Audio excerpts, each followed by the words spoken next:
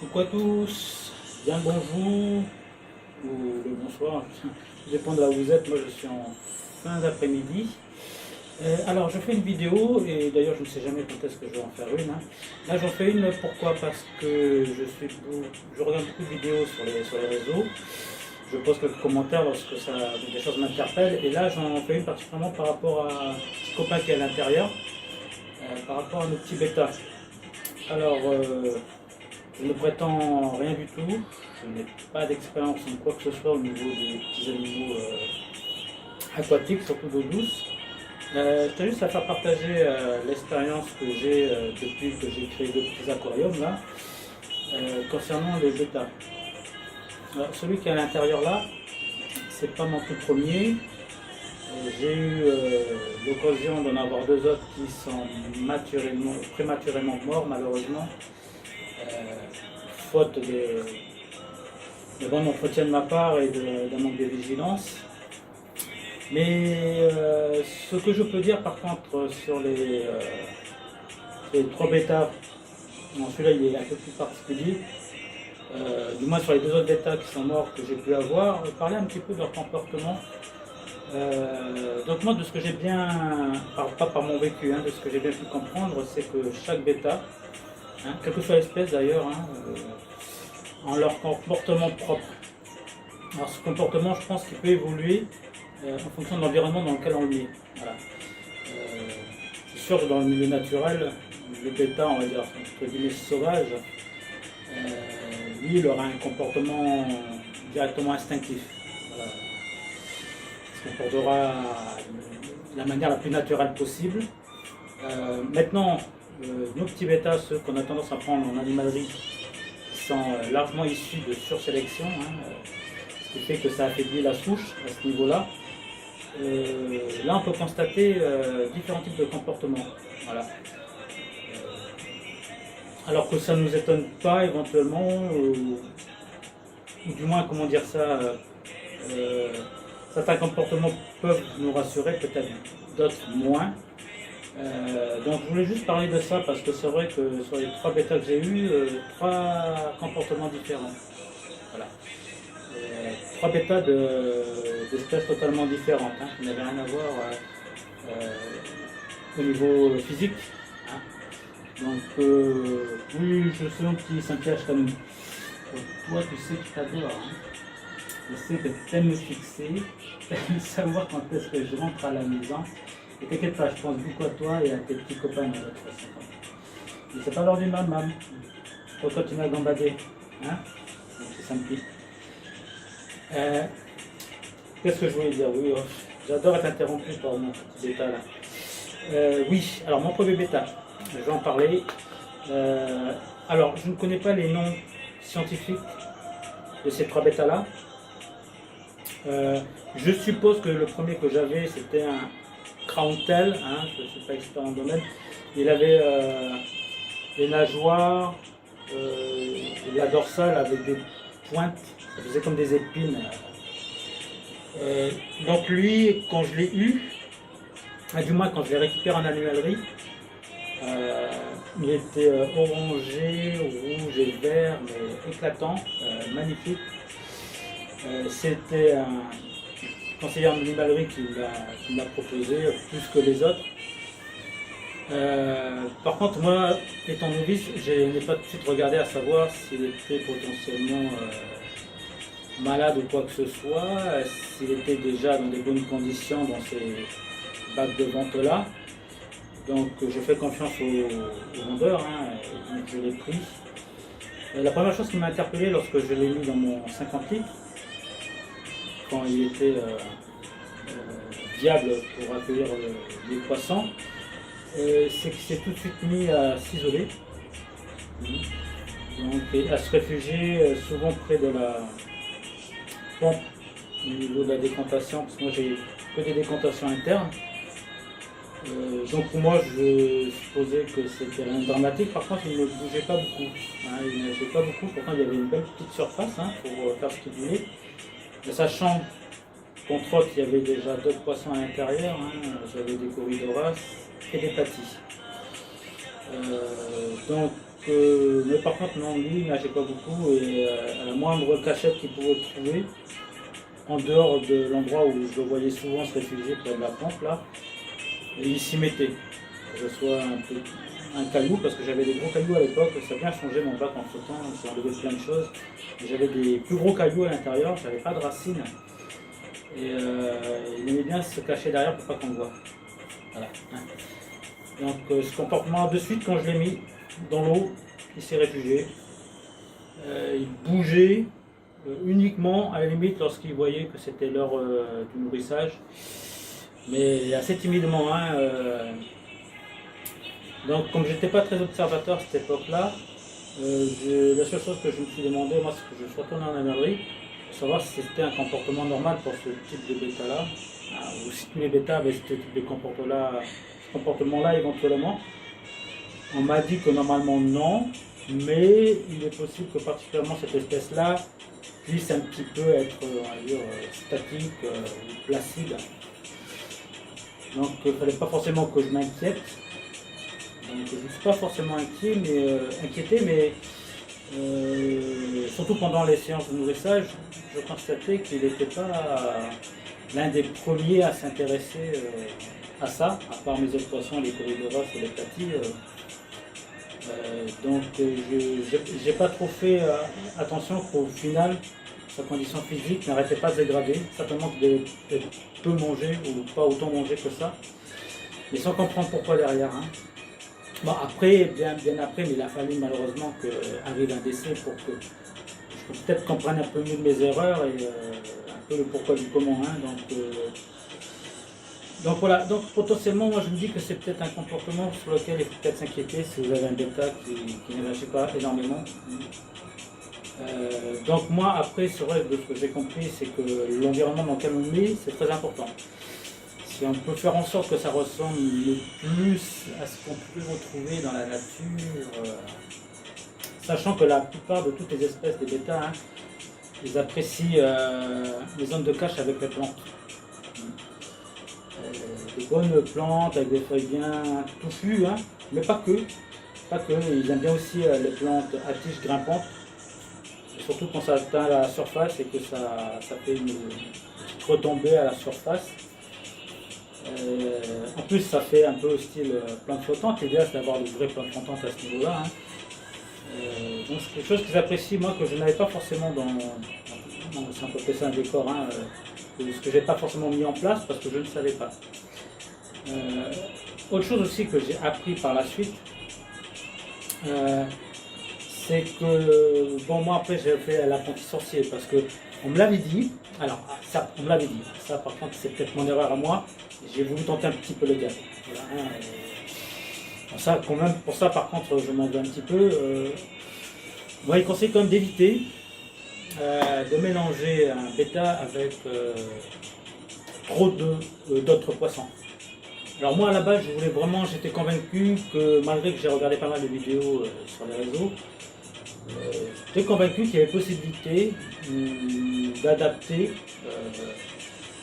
différents types d'espèces de poissons tant qu'ils ne sont pas en trop grand nombre avec un bêta, c'est-à-dire créer un bac communautaire qui fonctionnerait avec un bêta. Alors je ne parle pas de sororité, là c'est tout à fait différent, on peut mettre plusieurs bêta femelles dans un même bac à partir du moment où il y a des proportions de cache bien réparties pour que chacun trouve sa place. Là, je parle juste du bêta mâle qui, lui, en temps normal, aurait tendance à ne supporter pratiquement personne. Voilà, hein. Mais je me suis dit quand même, pourquoi pas, on peut toujours essayer. Donc ça, non, en fait, j'ai bien compris de mes deux erreurs précédentes, parce que bon, j'ai dû perdre de bêta à cause de ça. L'erreur ne sera jamais commise avec un petit sampi, hein, je connais, non pas du tout. Hein, non. Voilà, donc je pense qu'un poisson, sans s'en rendre compte, facilement stressé, même s'il ne le montre pas de lui-même, parce que potentiellement il y a un peu trop d'agitation dans le bac. Voilà, hein. Et laisser trop perdurer cette situation-là peut éventuellement après modifier un comportement qui n'est peut-être pas à la base naturel de l'espèce, hein, comme l'isolation, voilà, toujours se cacher, pas s'intéresser, Alors que les bêtas sont réputés, bon, au-delà du titre combattant, sont réputés être un petit peu, on va dire, territoriaux. Donc avoir un peu de lagnac, un petit côté agressif. Hein. C'est tout à fait le cas de mon petit Santiago Canum. Hein. Voilà. Non, voilà, pour mon premier bêta, non, malheureusement, non. Donc, il est mort suite de maladie. Hein. Je pense qu'un cumul de stress, voilà, que ce soit un environnement pas adapté et aussi d'autres poissons, voilà, qui faisait qu'il n'avait pas à s'affirmer peut-être dedans, voilà, parce qu'il y avait trop d'agitation. Ont eu raison de lui, hein, donc j'aurais pu peut-être le sauver si j'avais traité sa maladie à temps, mais ce ne fut pas le cas malheureusement. Donc fort de ce premier échec-là, je ne me suis pas résolu à la défaite, je me suis dit non. Mais malheureusement j'étais encore têtu et j'avais pas encore la notion qu'éventuellement il fallait éviter de mettre le bêta avec d'autres types de poissons, ou du moins de créer un bac communautaire avec. Donc j'ai eu un deuxième bêta. Alors, dans une autre animalerie aussi, conseillée par un vendeur. Je vais parler de ma première expérience qui avait échoué. Donc il m'a plus orienté vers une autre type d'espèce, qui avait peut-être un peu plus l'agnac. Voilà. Alors je ne sais pas si c'est une mythe ou une légende de ce qu'on dit. Par exemple, les bêtas qui ont plus de couleur vif rouge sont des poissons beaucoup plus robustes et beaucoup plus tenaces, je veux dire un peu plus hautement agressifs, donc qui ne se laissent pas forcément faire et qui sont une pointe de territorialité assez élevé. Donc suite au conseil de ce vendeur-là, j'ai fait un deuxième bêta. Alors lui avec un voile fabuleux, qui nuançait entre le rouge et le bleu foncé. Un voile très très lent sur toutes les parties de ses nageoires, hein, que ce soit le bas, le haut, au niveau de la queue. Lui, quand je l'ai mis, tout de suite, hein, il cogitait dans tous les sens et découvrait son environnement. D'ailleurs, entre temps, j'avais changé l'environnement, j'avais rajouté un peu plus de plantes, j'avais enlevé un gros rocher pour mettre des petits cailloux à la place et plein de petites bouts de racines sur lesquelles j'avais collé pas mal de petites plantes, espérant que ça pousse assez rapidement. Et donc j'avais modifié un peu l'environnement, hein. Mais par contre il y avait toujours le même type de poisson, il y avait les corydoras et il y avait les platies. Je n'ai pas rajouté de poisson entre temps encore entre autres, hein, même si doit en contenir un petit peu plus, dans 50 litres. Donc il a fait sa vie pendant quelques jours, là je m'étais mis un petit peu plus observer le comportement et là j'étais tout à fait content, j'ai dit ah bah oui, alors là c'était le jour et la nuit entre le premier et le second. Donc celui-là il m'avait l'air beaucoup plus vivant, donc je me suis dit cette fois-ci le vendeur il m'a vraiment il a tenu ses promesses par rapport à ce combattant-là, par rapport à ce qu'il m'a dit. Hein, donc quand il y avait la période de nourrissage, pas de problème, il s'y présentait. Il marquait même un taux d'agressivité assez prononcé envers les platies. D'ailleurs, à cause de ça, malheureusement, parce que j'avais beaucoup plus de platies à l'intérieur que là maintenant, il a eu raison de 2 platies. Hein. Il était assez à courir après certains platies qu'il n'aimait pas trop, peut-être au niveau des couleurs, peut-être, et ça a eu raison d'eux malheureusement. Voilà. Donc lui il était un peu plutôt agressif, hein. Il jouait beaucoup. Donc pour moi c'est dit, c'était bon, je me suis dit ça y est, j'ai peut-être réussi à mettre en place un bac communautaire, même si voilà, j'ai dû perdre des platies derrière, sans me préoccuper qu'éventuellement il fallait quand même éviter de mélanger un bêta avec d'autres poissons. Ce qui ne m'a pas empêché par la suite quand même de rajouter d'autres poissons. Voilà, hein. Donc, de là sont venus des barbus cerises et des sortes de petits néons noirs là. Donc erreur fatale. Hein. Erreur fatale parce que j'ai appris bien après, malheureusement, donc là, pas suffisamment bien conseillé, ou moi je ne me suis pas suffisamment bien renseigné. On va éviter quand même de mélanger barbus cerises et puis bêta. Ce sont 2 poissons assez territoriaux. Et là, c'est ce que je constate actuellement dans mon 50 litres. Hein. Les barbus cerises ont défini leur zone, ils ont investi leur lieu. Et dès qu'un autre poisson s'y approche un peu trop, il les rapporte un petit peu à leur main. Donc j'ai bien compris qu'ils étaient assez territoriaux, les barbus-cerises. Donc mettre deux poissons territoriaux dans un même bac, surtout dans un bac qui n'est pas long, parce que moi c'est un cube que j'ai. Enfin non, ça je savais pas que ça allait pas faire bon ménage. Hein. Et, en effet, je n'ai pas constaté le moment où ils avaient forcément des frictions, ces deux types de poissons là, mais forcément qu'ils ont dû en avoir parce que ça a changé le comportement de mon bêta. Du jour au lendemain, je le voyais beaucoup moins présent. Voilà, donc ça se cachait. Et là je me suis dit mince, il se passe un truc parce que c'est comme le premier bêta où lui c'était différent, voilà, lui il se cachait de suite. J'ai dit là non, là c'est pas bon signe, s'il commence à faire ça, il risque peut-être développer après une maladie, je ne sais pas laquelle, donc ça veut dire qu'il y a du stress. Donc j'ai essayé de modifier ce qu'on peut appeler l'escape, mais moi je ne cherche pas à faire d'escape, moi je mets des racines dedans, des roches, je mets des plantes, si ça va bien ensemble c'est parfait. Donc, et je laisse pousser. Moi, je laisse comme ça naturel, ça fait une jungle sauvage, j'adore. Mais j'ai quand même modifié l'agencement pour qu'il y ait moins cette histoire peut-être de friction que je ne voyais pas forcément. Mais malgré ça, ça a quand même eu raison de mon deuxième bêta. Hein, donc, là aussi encore, comme il se cachait un petit peu trop souvent, je n'ai pas pu détecter qu'il avait développé une maladie.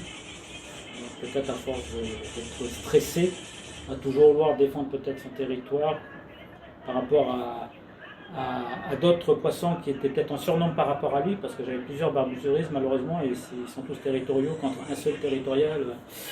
Je me suis bien rendu compte par la suite que l'erreur fatale que j'ai dû commettre, alors, il était pour moi magnifique ce bêta.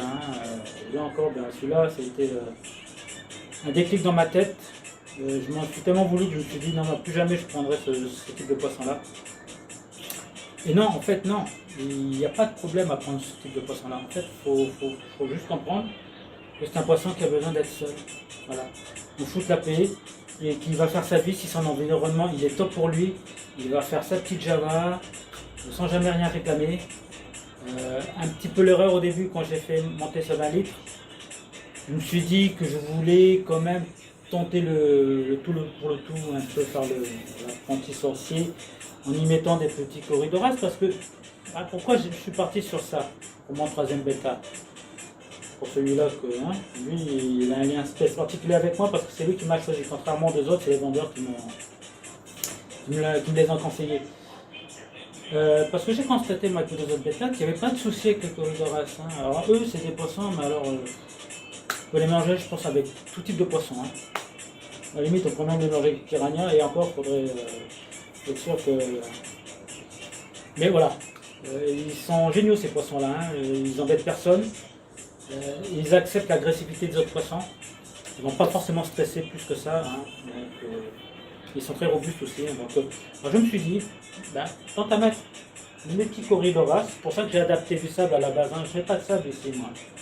C'était que du gravier, c'était que du mandat d'eau, je ne sais plus j'avais mis quoi d'autre. J'ai pas de sable, j'ai dû réagencer un peu, c'était pas comme ça la base, j'ai réagencé pour mes petits corridoras que j'ai mis à l'intérieur. Je me suis dit voilà, peut-être faire un peu de la compagnie, parce que je voyais pas le mal qu'il pouvait y avoir avec les corridoras. Alors tout s'est très bien passé avec mon troisième bêta, parce que je vais créer un environnement adapté pour.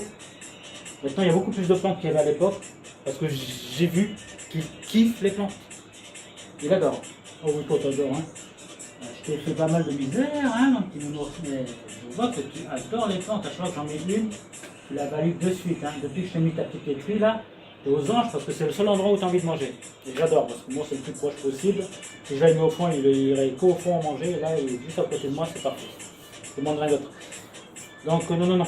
Et je crée un environnement, je modifie en sorte que ça lui plaise encore plus. Donc, pour l'instant, je pense que je suis arrivé à un cap où c'est le top. Donc voilà, je l'ai mis avec les deux petits corridoras. Par contre voilà, donc encore une erreur de ma part parce que bon, tous les bâtards sont quand même territoriaux. Au final, qu'ils aient un comportement dès la base placide ou pas, ils ont ça dans leur gène. On ne peut pas leur reprocher ça. Donc il n'arrêtait pas, parce que là c'est plus le cas, j'ai enlevé mes petits corydoras, de les embêter. Voilà. Pour lui c'était un petit coin de jeu, là dans la zone avec un autre coco. Il aimait bien les faire bouger ailleurs, parce que, et du coup à cause de ça il est devenu très statique et stressé. Parce qu'il ne savait pas à quel moment, toi tu observes un petit doigt, non, il ne savait pas à quel moment il allait venir les embêter. Donc, je me suis un petit peu appris un peu trop tard pour enlever mes 2 corydoras, parce qu'il y a un qui, j'en ai parlé dans une autre vidéo, qui est mort malheureusement par rapport à ça. Voilà, donc moi j'ai tenu des bonnes conclusions par rapport à mes 2 bêtas qui sont décédés prématurément. Je me suis très mal pris. J'ai évité finalement la catastrophe avec celui-là. Voilà. Là, je vois qu'il est beaucoup mieux tout seul. Personne qui l'emmerde. Je pense qu'un bêta, à la base, pensez-y. Hein. Même si vous voulez comme faire un bac communautaire dans un gros aquarium, il sera beaucoup plus adapté dans un petit pack, je trouve déjà à la base. Et de très faible profondeur, surtout ceux qui ont des voiles lents. Hein. Je ne parle pas des bêtas qui ressemblent plus à ceux qui sont sauvages. Donc, voilà. Ça, c'est l'environnement idéal qu'on puisse leur donner, je pense. Hein. Voilà. Un truc dans lequel ils se sentent rassurés. De là à copier la nature, certains y arriveront peut-être. Hein. Moi j'ai mixé des plantes, même si elles ne se relèvent pas entre eux. Moi je ne crée pas de biotope forcément. Mais j'ai créé l'environnement et j'ai ajouté des choses qui lui plaisent. Comme les feuilles de catapa. Les feuilles de catapa, ça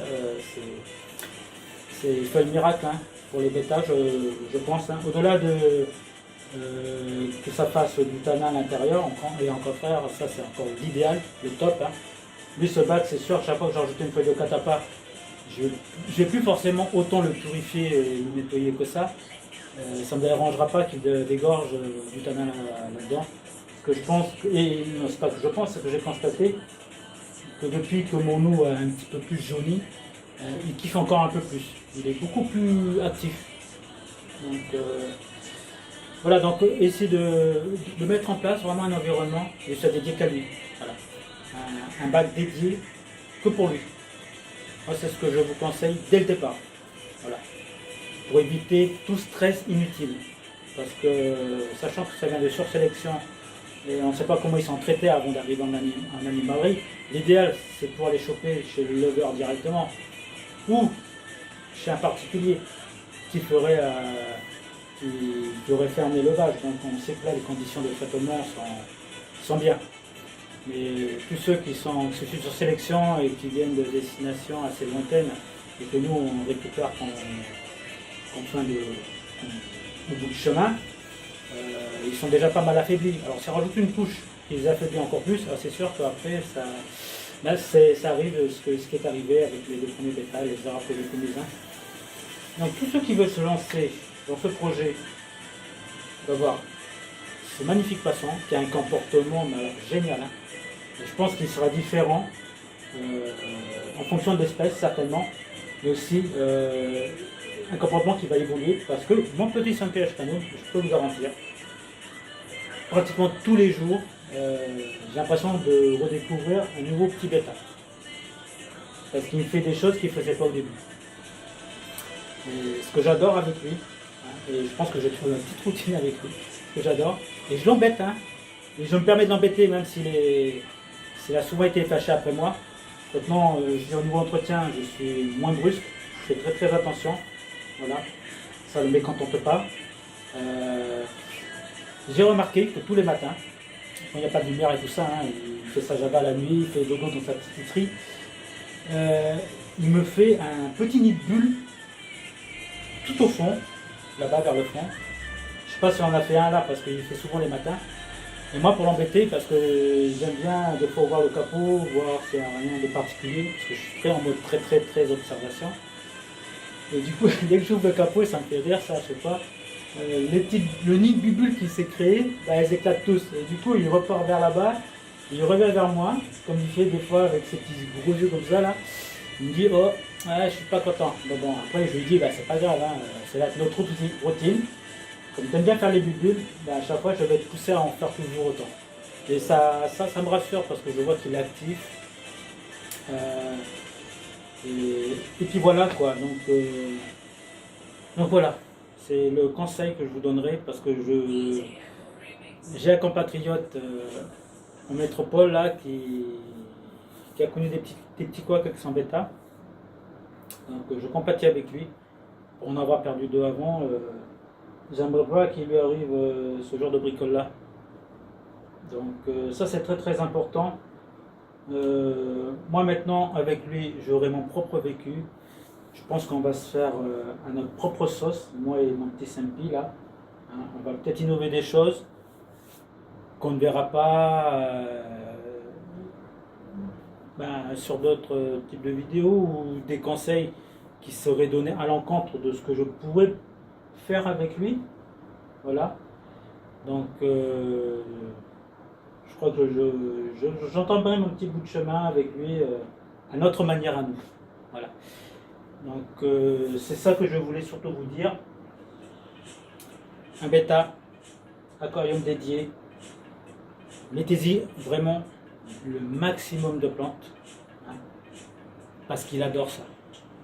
Le mien en tout cas, donc tous les recoins des plantes qu'il a là, que ce soit sous les racines par exemple des anubias, ou même des fois il se cale sur une feuille de catapa, il se repose dessus, ou sur une feuille bien touffue d'une de mes anubias, ou il se planque carrément de ma literie dans toutes mes plantes à lianes là.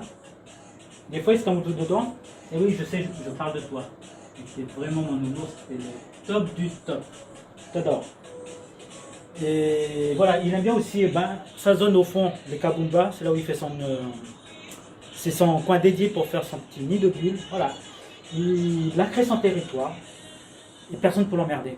Bon, à la limite, je pense qu'un escargot ça l'embêterait pas, à la limite, ça je pense qu'on peut mettre des escargots, mais évitez le reste, vraiment bac dédié que pour lui. Si vous voulez son épanouissement, voilà, de ce petit bêta là, et puis qu'il aille le plus loin possible de son existence, sachant qu'ils ont des vies assez courtes, ces poissons-là. Hein. S'ils peuvent atteindre les 4 ans, c'est, je ne veux pas dire un miracle, mais voilà, c'est. Donc, je pense qu'il faut faire le maximum pour qu'ils ne développent pas inutilement des maladies. Et puis qu'ils soient heureux comme un poisson devrait l'être dans l'eau. Voilà. Donc voilà, cette petite vidéo pour ça, parce que voilà, c'est par rapport à un de mes compatriotes qui connaît un petit peu les déboires par rapport à son petit bêta. J'ai aménagé un super bac. J'adore l'évolution qu'il a donnée à ce bac là. Il a fait en sorte de rendre beaucoup plus planté. Voilà, parce que ça franchement je pense qu'il faut pas hésiter. Hein. Il faut y aller. Feuilles de catapa, tout ce qui est plantes flottantes. Alors moi ici, dans le pays dans lequel je vis, malheureusement il n'y en a pas. Si je mettais on appelle ça des plantes flottantes dédiées au bassin, c'est un peu trop gros.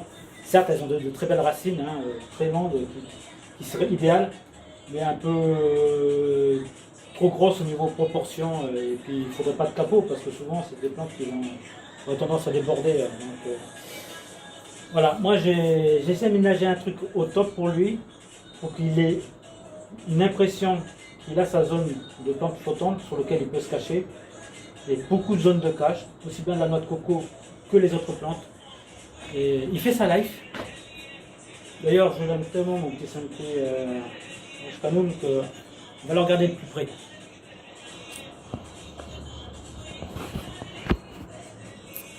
Voilà. Alors, c'est toi la vedette, mon Santé. Voilà, voilà.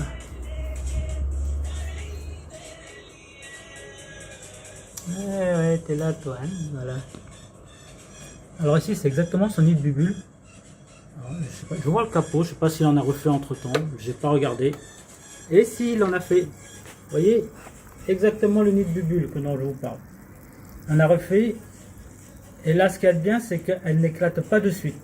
D'habitude, elles éclatent de suite, et là, elles n'éclatent pas, parce que je pense que c'est à cause du bulleur qui est activé à côté, qui fait des bubules en même temps aussi. Hein.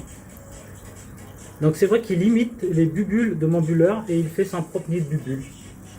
Et ça, ben, j'adore. Bon, là, ça se détériore au fur et à mesure, parce que en ouvrant avec l'oxygénation, voilà. Bon, attends, je vais refermer, je vais pas tout détruire ton nid de bubule, sinon tu vas me faire par la gueule un peu là. Je t'embête juste le matin pour ça. Je vais pas t'embêter l'après-midi non plus.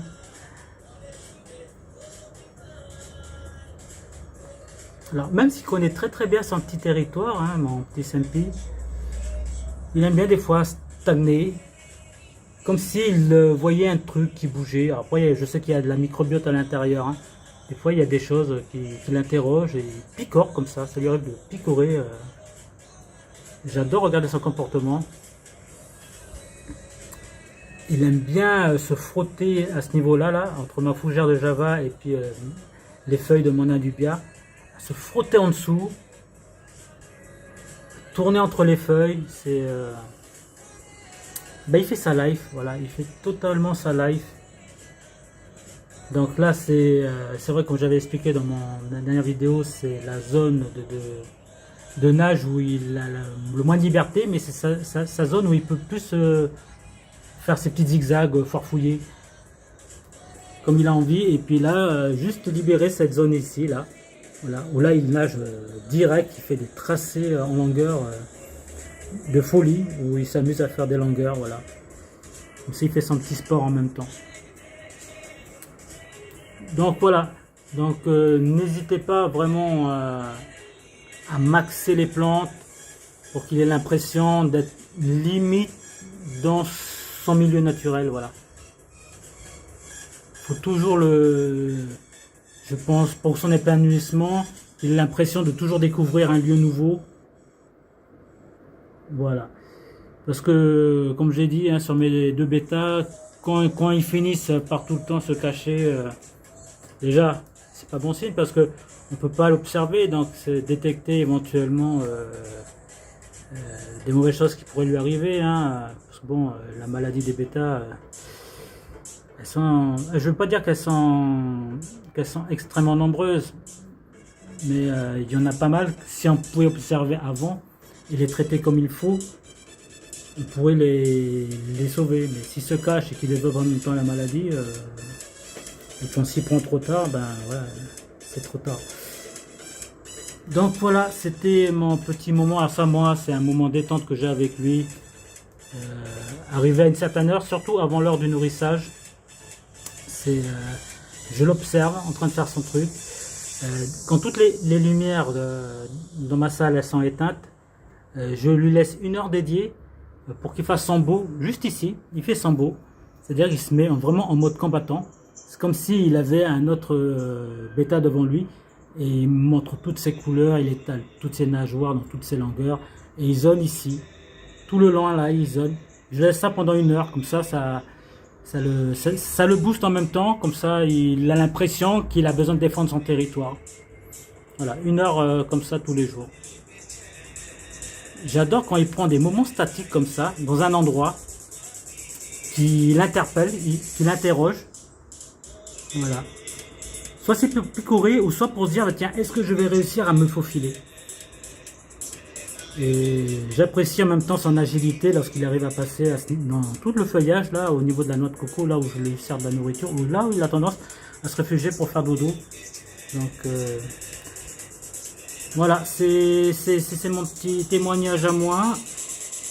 Si cela peut éventuellement servir à ceux qui débutent. Parce que moi, je vous dis, j'ai pas science infuse et je n'ai aucune prétention. Moi je fais clairement toutes ces vidéos là sans attendre derrière.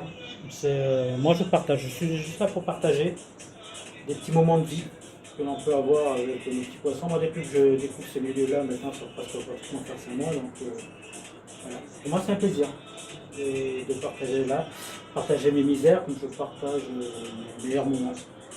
Voilà, donc je ne sais pas quand est-ce qu'il y aura une autre vidéo. Moi ça vient comme ça à l'instinct, en fonction de ce que j'entends, de ce que je vois, des posts que je fournis. S'il y a encore une grosse évolution sur mes bacs, comme je l'ai dit dans une dernière vidéo, j'en ferai une autre de multiplication, j'expliquerai le pourquoi du comment. Pour l'instant ce n'est pas le cas, ça ne fait pas dans les projets.